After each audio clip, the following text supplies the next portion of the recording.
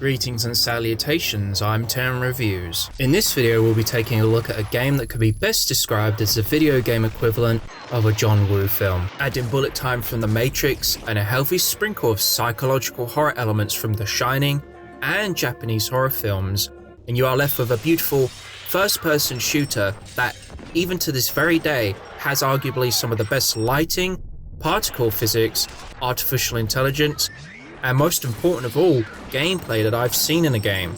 I'm speaking of course about F.E.A.R, a game developed and released by Monolith Productions back in 2005, which was before the video game equivalent of the Dark Ages, where every FPS was either an emulation of Call of Duty or Halo, and when everyone had sexual relations with your mother. What a horrible time to be alive.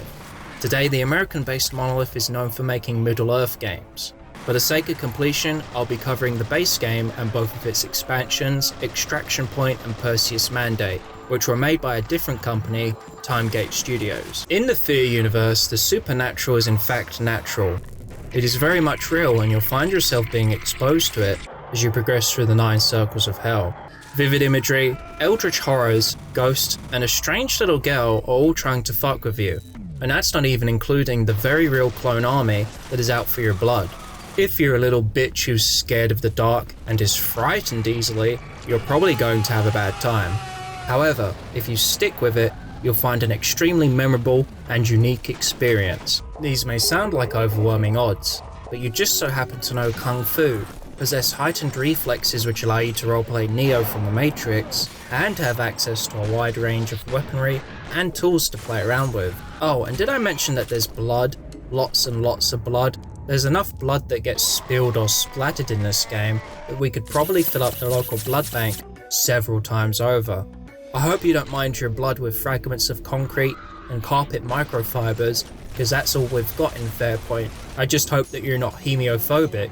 F.E.A.R's combat is very good and is made all the more impressive when you consider that this gem of a game was made in 2005. Firefights cause all kinds of particle effects. Bullet impacts will leave gaping holes in the environment, create lots of dust and debris, and generate sparks when they strike metal surfaces. They also create a ton of blood spatters. Likewise, grenades and other explosives will do the same to the environment while also reducing a replicant into chunks of meat and red mist, especially if a grenade impacts them directly or lands close enough. Bullet time is pretty self-explanatory and allows you to fully appreciate the carnage that you can create by showing it in slow motion. Both your health and the duration of your bullet time ability can be permanently increased by consuming these hypodermic needles that contain Cool Blue Gatorade and Mountain Dew. These boosters essentially enable you to generate even more carnage and for longer too. When you're not in a fight for your life with the clone army, you're subjected to unusual visions, ghosts, bloody imagery, and strange sightings of a little girl.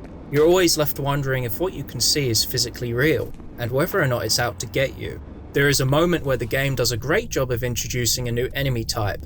At first you wonder if it's just another horror set piece, but in actuality, there's something out there that wants you dead.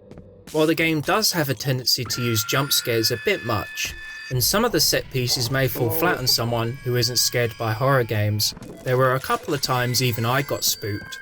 Perseus Mandate relies way too much on jump scares and throws in the added bonus of tinnitus. To paraphrase Mandalore Gaming, yes, we get it, hell is loud. You'll come across a wide array of weapons and gadgets to aid you on your journey. Thankfully you can carry any 3 weapons at a time. You have your typical conventional weapons, but you also encounter high-tech weapons as you progress through the levels.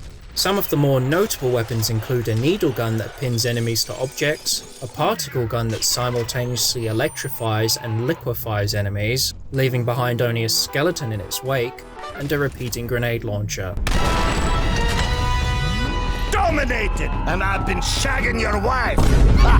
The Extraction Point expansion adds some new enemies, a laser carbine, a deployable mini-turret so you can be just as obnoxious as an engineer in Team Fortress 2, and a goddamn minigun.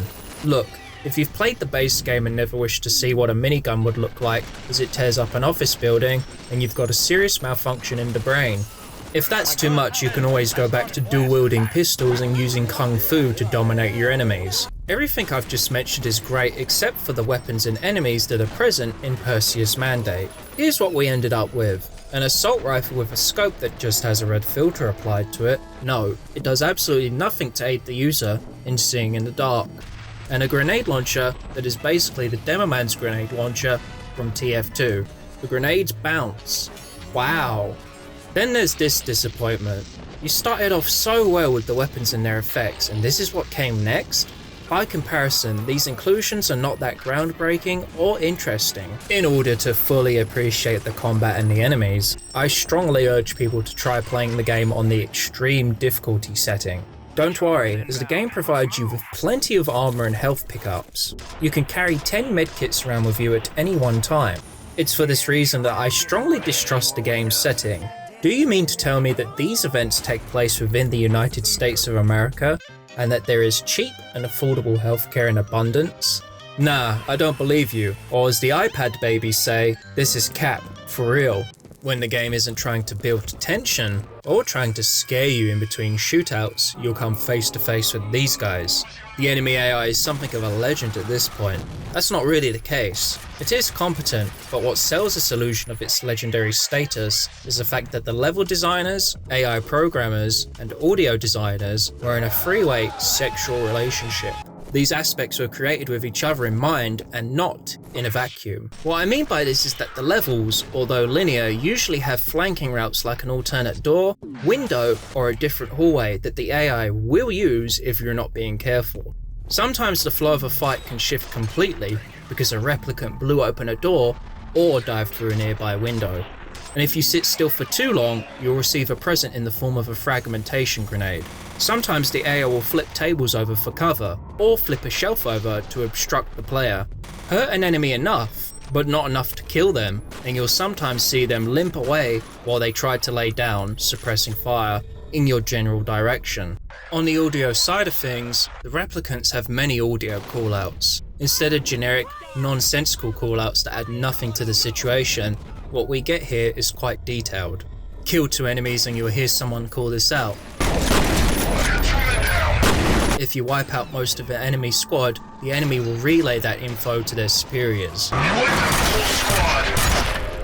Kill 1 guy and someone will ask that dead guy to report in. If you hide near an object, they might call out that specific object, instead of spouting a generic piece of dialogue. Hell, even having your flashlight on will alert previously unaware enemies to your location. When it comes to the corporate security forces, they just don't have anywhere near the same level of personality. Everything that I've just described serves to create combat that has an authentic and genuine atmosphere, thus making the world more believable. There is nothing worse than uninteresting enemies that are not believable. Thankfully, that's not the case here. Unfortunately, Perseus Mandate's mercenaries are the complete opposite. Their callouts feel very flat. It's as if they are emotionally uninterested in what's going on around them. Where did that come from? These guys have no personality. No, having a Discord voice changer isn't a personality trait. You'll be accompanied by some teammates at certain moments within Perseus Mandate, and it isn't uncommon for a fight to take place in a large, outside area with little to no cover. These 2 elements really do undermine the AI, as you can tell they don't handle wide open spaces or multiple targets very well. This is especially obvious when your F.E.A.R squad mates have God mode enabled. On the other hand, I did like the chase sequences, and the segment where you get trapped in a laboratory with a giant mech that can smash through walls.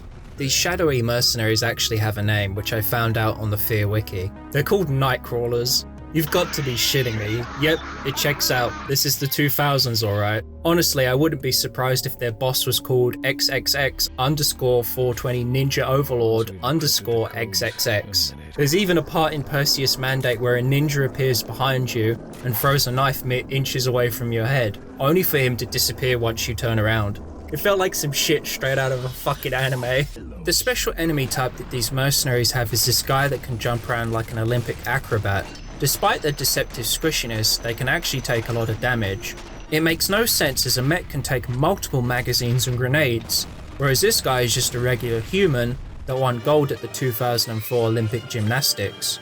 There's also a section in this expansion that has you enter a room where you duke it out with 4 or 5 of these guys armed with grenade launchers. They hit harder than a bout of depression at 2 AM. They also throw grenades at you when they do that little wall jump. F.E.A.R is by no means a terrible looking game, but as you move through office spaces, industrial areas and laboratories, you'll obviously notice the dated textures. However, the lighting and all of the particle effects help to lessen the old age of the 2005 visuals, and these elements still hold up to this very day, and in many ways, they put modern games to shame by comparison. The texture bump mapping is on point, since it allows for bullet impacts to cause all kinds of damage. Even the horror set pieces look pretty impressive from a technical perspective, and Extraction Point takes it a step further.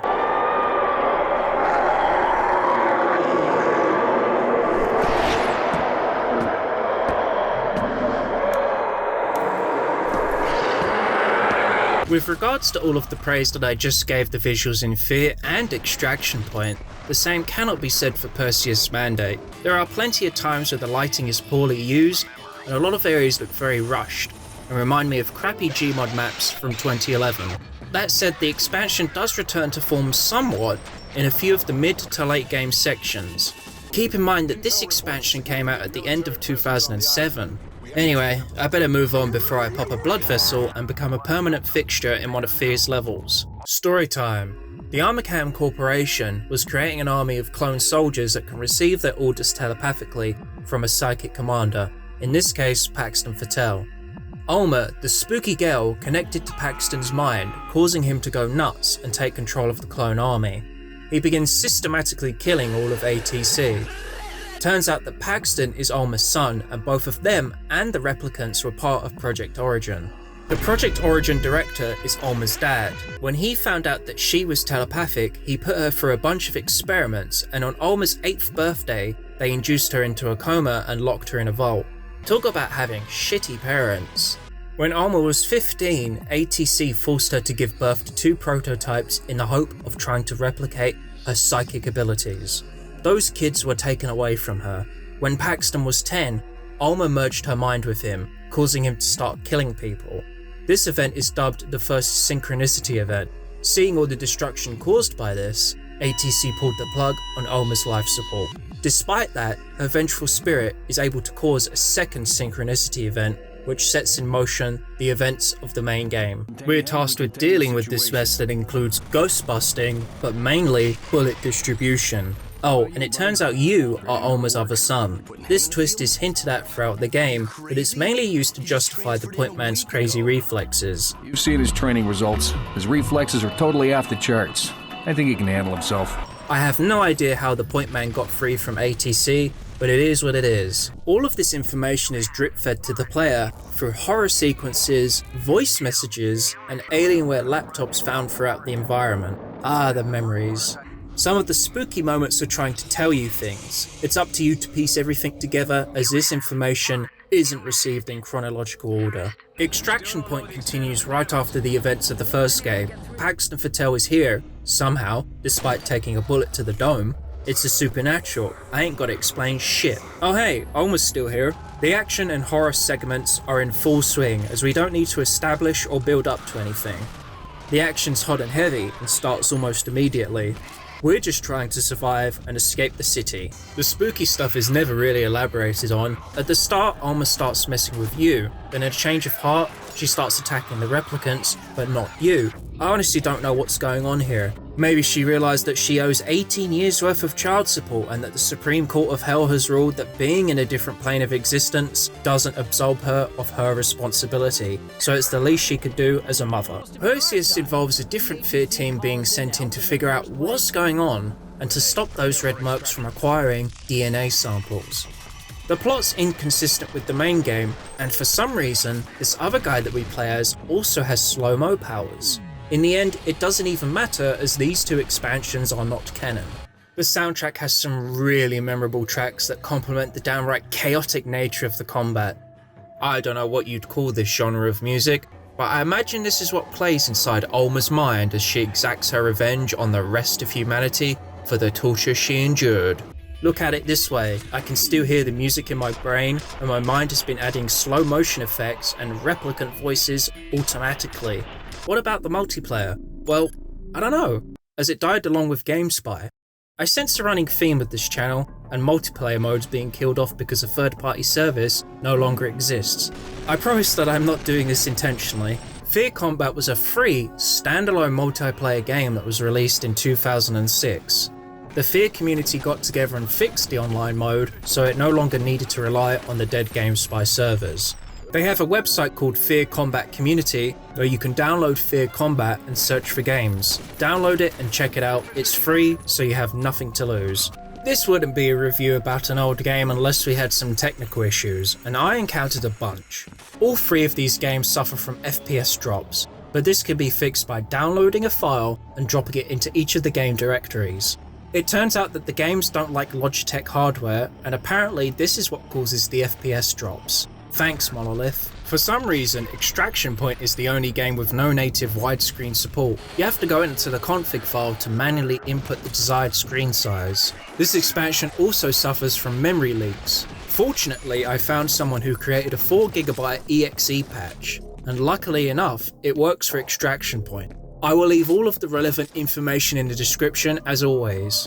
Also, there is a sound quality patch that I highly recommend looking into as well. Okay, so where do we buy the game, Terran? You tea drinking, fish and chip eating angle? Well, we've got 3 options, my fellow grug. The first option is Good Old Games, which is arguably the better option since the GOG install actually removes a bunch of stuff.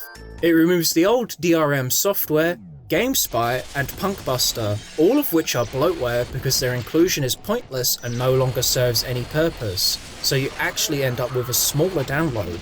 The second option, the Steam version, The Steam community? still has these files, so you'll end up with a slightly bigger download. Oh, and Steam no longer lets you buy F.E.A.R on its own anymore.